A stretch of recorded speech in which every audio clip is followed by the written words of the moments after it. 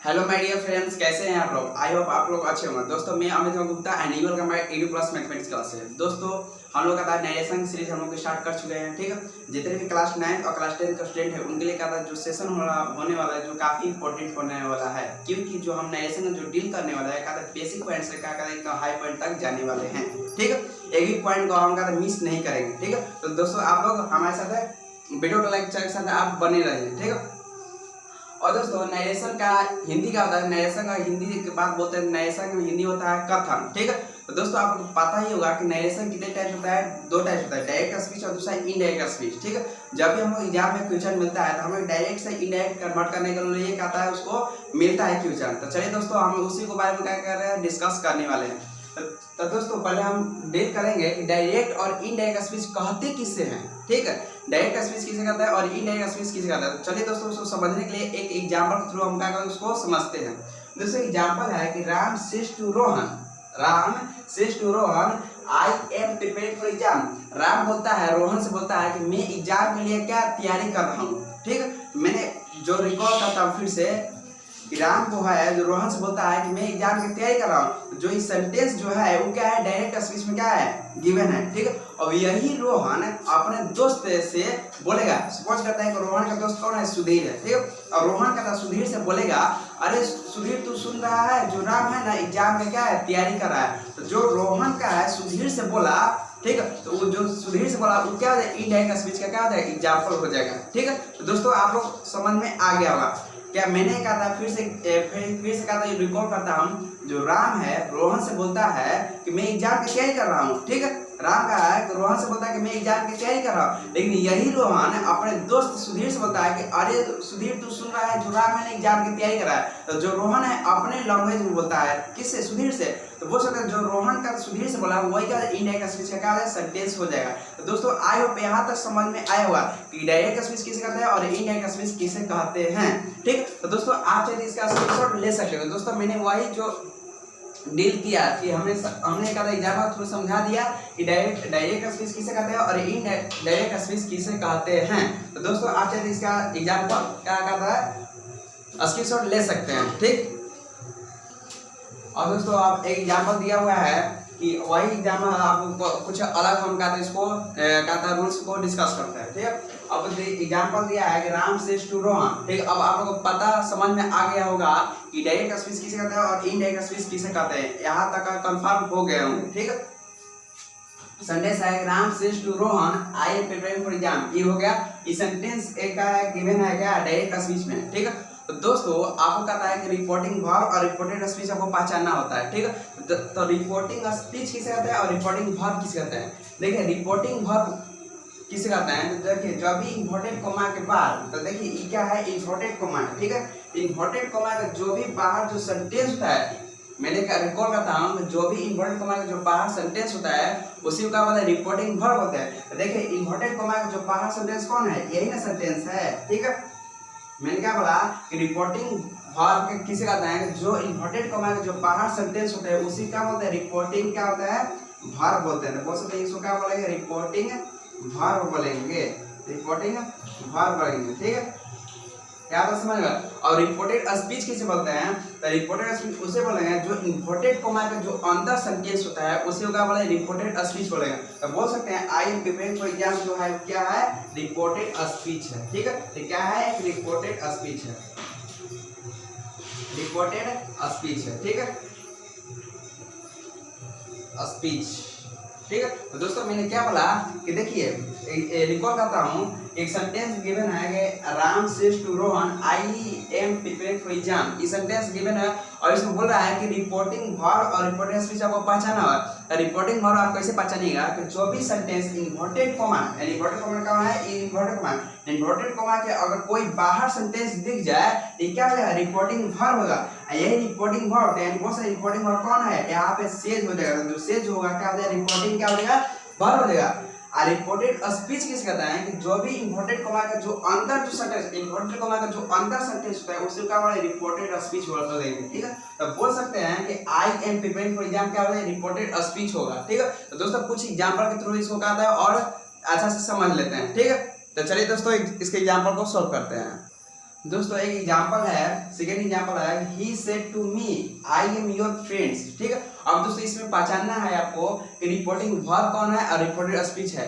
दोस्तों मैंने आपको क्या बताया था कि रिपोर्टिंग वर्ब उसे कहते हैं जो इन्वर्टेड कॉमा के बाहर जो सेंटेंस होगा उसको क्या रिपोर्टिंग वर्ब बोलेंगे, और रिपोर्टेड स्पीच किसे बोलेंगे, जो इन्वर्टेड कॉमा के अंदर जो सेंटेंस होगा उसको क्या रिपोर्टेड स्पीच बोलेंगे। ठीक है, तो दोस्तों पहले इसको देखते हैं। देखिए इन्वर्टेड कॉमा के जो अंदर सेंटेंस कौन है इसमें, तो देखिए सेकंड क्वेश्चन में आपको दिख रहा है इन्वर्टेड कॉमा आपको दिख रहा होगा। ठीक है, तो दोस्तों इन दोनों का इन्वर्टेड कॉमा जो अंदर सेंटेंस होता है वो क्या होता है रिपोर्टेड स्पीच। तो बोल सकते हैं कि आई एम योर फ्रेंड जो होगा वो क्या हो जाएगा रिपोर्टेड क्या हो जाएगा स्पीच होगा। तो क्या हो जाएगा रिपोर्टेड क्या हो जाएगा स्पीच होगा। ठीक है, तो दोस्तों रिपोर्टेड स्पीच, दोस्तों मैंने का डिनोट इसको क्या है आर एस से डिनोट किया है। ठीक है, आर से रिपोर्टेड ऐसे स्पीच। ठीक है, और कहता है रिपोर्टिंग वर्ब क्या होता है कि यही कहता है, मैंने अब क्या बताया कि जो इन्वर्टेड कॉमा के जो बाहर सेंटेंस होता है बाहर, तो देखिए इन्वर्टेड कॉमा के जो बाहर सेंटेंस कौन है, he said to me यही क्या आपस का सेंटेंस है।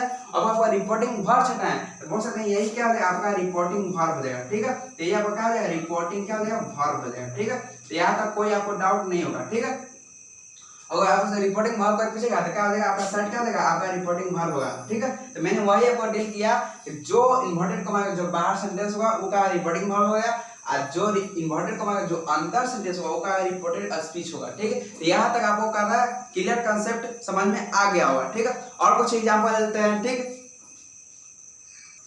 देखिए नेक्स्ट एग्जांपल है कि Sita says to Rohan I am reading a book. ठीक है, तो दोस्तों थर्ड क्वेश्चन दिया हुआ है, तो अब इसमें आपको छाटना है कि रिपोर्टिंग वर्ब कौन है रिपोर्टेड स्पीच कौन है। तो देखिए दोस्तों जो आई एम रीडिंग, दोस्तों आप देख सकते हैं आई एम रीडिंग अ बुक जो है सेंटेंस जो है इन्वर्टेड कॉमा के अंदर है।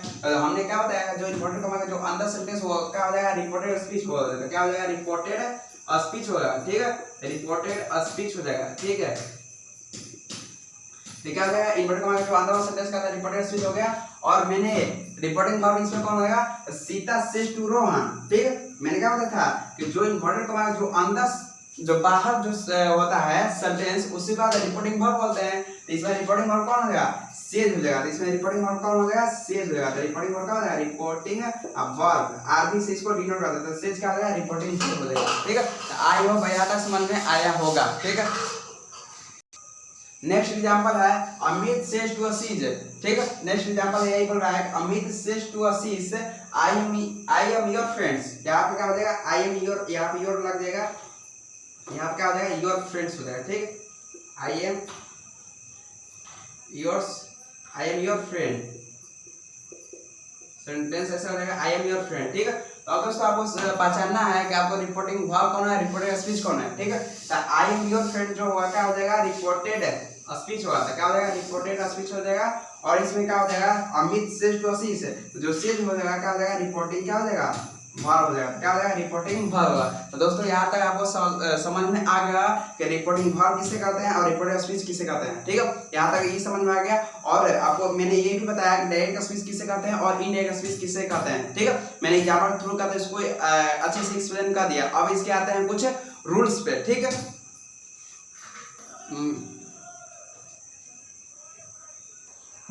अब आते हैं इसका कहता है रूल्स पे आते हैं। ठीक है दोस्तों, जब भी आपको कहता सेंटेंस मिलता है हमें डायरेक्ट से इनडायरेक्ट में कहता है कन्वर्ट करने के लिए मिलता है। ठीक है, चलिए दोस्तों इसका रूल्स बोलता है कि चेंजिंग इनटू इनडायरेक्ट स्पीच। जब भी आपको डायरेक्ट स्पीच का बोल सकते हैं डायरेक्ट स्पीच का अगर सेंटेंस मिलता है तो आपको डायरेक्ट से इनडायरेक्ट स्पीच को कन्वर्ट करना है, आपको चेंजिंग करना है, तो कैसे आप कैसे रूल्स को फॉलो कर सकते हैं। दोस्तों आपको मालूम होगा कि जब भी आप इनडायरेक्ट स्पीच बनाते हैं तो उसमें कहता है रूल्स होता है। ठीक है, इसमें दो रूल्स पढ़ना होता है। पहला होता है जनरल रूल्स।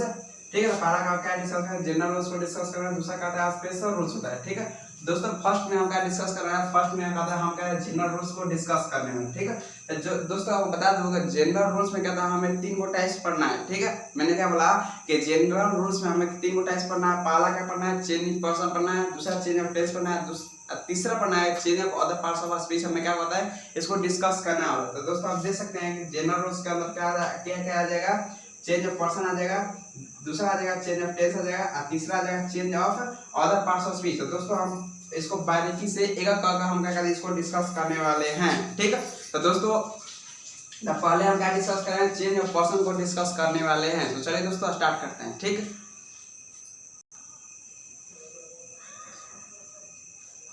तो दोस्तों एक आता है पहले का था हम का डायरेक्ट से इनडायरेक्ट जब भी बनाएंगे तो कहते हैं कुछ चार्ट को कहता हम फॉलो करेंगे। ठीक, पहले का आएगा हम आपको बताएंगे कि चेंजिंग पर्सन को डिस्कस करें तो हम कहता है क्या बोलेंगे इस वीडियो लेक्चर में इंट्रो ही रहने देंगे। ठीक है, हम अगले वीडियो से कहता है कि स्टेप बाय स्टेप वो कहता है स्टेप बाय स्टेप हम कहता आपको वीडियो प्रोवाइड करवा देंगे। पहले चेंज ऑफ पर्सन प्रोवाइड करते हैं, चेंज ऑफ टेंस प्रोवाइड करते हैं और change of other parts of speech को प्रोवाइड करवा देंगे। ठीक है, स्टेप बाय स्टेप आपको क्या कर दूंगा, प्रोवाइड करवा दूंगा। ठीक है दोस्तों, आज का इंट्रो ही रहने देते हैं। ठीक है दोस्तों, ये क्या है कि चार्ट होता है। ठीक है, जो चार्ट वो होता है बहुत इंपॉर्टेंट होने वाला है, क्योंकि जब आपको चार्ट याद होगा तभी आप कहता है कि तभी आप कहता है डायरेक्ट से इनडायरेक्ट स्पीच आप कर सकते हैं, बना सकते हैं। ठीक है, चलिए दोस्तों एक बार चार्ट को हम क्या कहते हैं डिस्कस करते हैं। दोस्तों सब्जेक्ट क्या है, देखिए सब्जेक्ट हम लोग का आता है आई आता है, वी आता है, यू आता है। ठीक है, ही सी इट और दे आता है, यही दोस्तों क्या है आपका सब्जेक्टिव केस हो जाएगा। ठीक है, और या कोई नेम आता है। ठीक है, यही होगा सब्जेक्टिव केस। अब दोस्तों अगर आई क्या को आपसे पूछा जाए, ठीक है, आप जब भी सेंटेंस बनाइएगा तो उसमें आता है कि आई का पोसेसिव एडजेक्टिव क्या होगा, आई का पोसेसिव प्रोनाउन क्या होगा, कि आई का ऑब्जेक्टिव केस क्या होगा। ठीक है, तो दोस्तों ये क्या होता है, आपको जब भी आप सेंटेंस बनाएगा तो ये आपको क्या डिस्टर्ब करेगा ही, इसलिए कहेंगे कि जो चार्ट होगा आपका आप माइंड में सेट कर लीजिए। ठीक है दोस्तों, मैं आपको स्ट्रिंग भी बता दूंगा कैसे आपको याद रखना है। ठीक है, देखिए दोस्तों आई का पोसेसिव एडजेक्टिव क्या होता है। ठीक है, तो दोस्तों आई का पोसेसिव एडजेक्टिव होता है माई। ठीक है, देखिए मैंने कहा था इधर आप सब्जेक्ट लिखा है, आप पोसेसिव एडजेक्टिव लिखा है, आप पोसेसिव प्रोनाउन लिखा है, या ऑब्जेक्टिव केस लिखा है। ठीक है, और देखिए मैंने सबका कहा था एक चार्ट बना दिया है। ठीक है दोस्तों, आई और वी होता है क्या होता है, फर्स्ट पर्सन है, इसलिए क्या है मैंने यहाँ लिखा है फर्स्ट पर्सन। ठीक है, तो दोस्तों आई का सब पोसेसिव एडजेक्टिव क्या होता है, माई ही होता है, और आई का पोसेसिव प्रोनाउन क्या होता है, माइन होता है। आप लोग माइंड में सेट कीजिएगा कि आई का पोसेसिव प्रोनाउन क्या हो जाएगा, माई होगा, और आई का ऑब्जेक्टिव केस था आप लोगों को याद ही होगा, क्योंकि हमने नहीं कहा था वॉइस में आप लोगों को बता दिया था। अगर नहीं याद होगा तो आप याद कर लीजिए, आई का ऑब्जेक्टिव केस क्या होता है, मी होता है। ठीक है, तो दोस्तों आई का ऑब्जेक्टिव केस क्या होता है, मी होता है।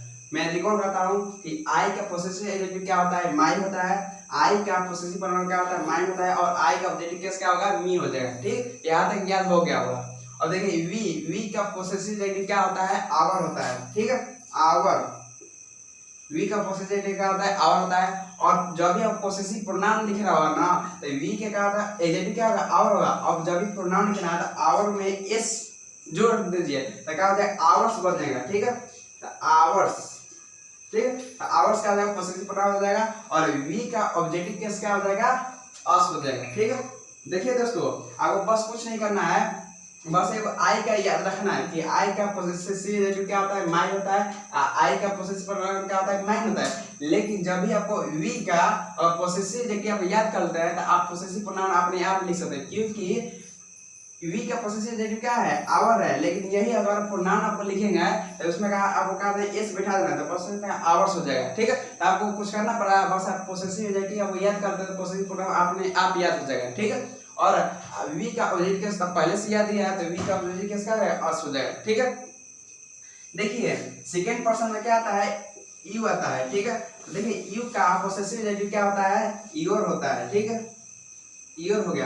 अब मैंने क्या बताया कि जब भी आपको पोसेसिव प्रोनाउन लिखना है तो अगर आपको एडजेक्टिव याद है तो एडजेक्टिव में क्या आपको एडजेक्टिव याद है तो यू का पोसेसिव एडजेक्टिव क्या होता है, योर होता है। लेकिन आपको जब भी प्रोनाउन लिखना है तो उसमें क्या होता है, एस बैठा देना, एस को ऐड करना है। तो योर में अगर एस को ऐड कीजिए तो क्या हो जाएगा, योर्स हो जाएगा। ठीक है, तो Y O U R S. ठीक है, तो पोसेसिव प्रोनाउन क्या हो जाएगा, योर्स हो जाएगा। ठीक है, योर्स हो जाएगा, और यू का ऑब्जेक्टिव केस क्या हो जाएगा, यू हो जाएगा। ठीक है दोस्तों, आई होप यहाँ तक समझ में आया होगा। ठीक है, मैंने जो रूल्स बताया था वही रूल्स को फॉलो करा है। देखिए यू का पोसेसिव एडजेक्टिव क्या हो जाएगा, योर हो जाएगा, और इसी में अगर एस ऐड कर दिया तो यही क्या हो जाएगा, यू का पोसेसिव प्रोनाउन क्या हो जाएगा, योर्स हो जाएगा, और यू का ऑब्जेक्टिव केस क्या हो जाएगा, यू हो जाएगा। ठीक है, तो दोस्तों यहाँ तक फ्लो चार्ट आप लोग शायद इसका स्क्रीनशॉट ले सकते हैं। ठीक है, अब इसको हम क्या करना है, इरेज करने वाले हैं। ठीक है, तो आप इसको स्क्रीनशॉट ले सकते हैं जल्दी।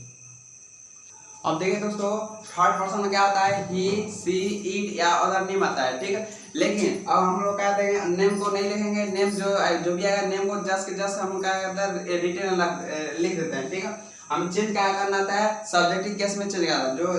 ठीक है, चलिए चेंज करते हैं। ही का ऑब्जेक्टिव केस क्या होता है, हीज होता है। ठीक है, हीज का सॉरी मैंने क्या बोला कि ही का ऑब्जेक्टिव केस क्या होगा, हीज होगा, और ही का पोसेसिव प्रोनाउन भी क्या होता है, हीज ही होता है। ठीक है, तो आप इसको याद रख लीजिएगा। ठीक है, आपको याद किसको रखना है, एक ही को और एक आई को याद रखना है। ठीक है, ही का पोसेसिव क्या होता है, हीज होता है, और ही का पोसेसिव प्रोनाउन क्या होता है, हीज होता है, और ही का ऑब्जेक्टिव केस क्या हो जाएगा, ही हो जाएगा। ठीक है दोस्तों, आपको यहाँ तक समझ में आया होगा। सी के क्या होता है, पोसेसिव क्या होता है, हर होता है। ठीक है, और मेन रूल्स क्या होता था, उसमें क्या एस ऐड कर दीजिए। ठीक है, इसका प्रोनाउन बन जाएगा एच ई आर हर्स। ठीक है, तो क्या हो जाएगा आपका पोसेसिव प्रोनाउन हो जाएगा। ठीक है, और बताया कि सी का ऑब्जेक्टिव केस क्या होता है, हर होता है। ठीक है, सी का ऑब्जेक्टिव केस क्या होता है, हर ही होता है। ठीक है, तो देखिए इसमें कुछ नहीं करना है, सी का ऑब्जेक्टिव पोसेसिव एडजेक्टिव क्या होता है, हर ही होता है। सी का पोसेसिव प्रोनाउन क्या है, आपको कुछ नहीं करना है, हर जो है उसमें एस ऐड करता है, हर्स हो जाएगा, और सी का ऑब्जेक्टिव केस भी क्या होता है, हर ही होता है। ठीक है, यहाँ तक समझ में आया होगा। दे का क्या होता है, पोसेसिव देयर होता है। ठीक है, तो दे का पोसेसिव क्या होता है, देयर होता है। ठीक है, तो देयर हो गया, और प्रोनाउन आपको लिखना है, तो उसमें कुछ नहीं करना है। मैंने क्या होता है पोसेसिव एडजेक्टिव याद है आपको, तो उसमें क्या होता है एस ऐड कर दिए तो क्या हो जाएगा, पोसेसिव प्रोनाउन बन जाएगा। देखिए देयर में अगर एस ऐड करेगा क्या हो जाएगा, देयर्स हो जाएगा। ठीक है, देयर्स हो जाएगा, ये क्या होगा, पोसेसिव प्रोनाउन हो जाएगा, प्रोनाउन बन गया। और दे का क्या होता है, ऑब्जेक्टिव केस क्या होता है, देम होता है। ठीक है, क्योंकि ये सब क्या था, ऑब्जेक्टिव केस हम लोग का था वॉइस में हम लोग पढ़ चुके थे, अगर नहीं पढ़े हुए तो आप यहाँ मैंने कहा था यहाँ कॉपी करवा दिया, तो दोस्तों आप चाहे इसका स्क्रीनशॉट ले सकते हैं। ठीक है, तो दोस्तों एक आता है ईट।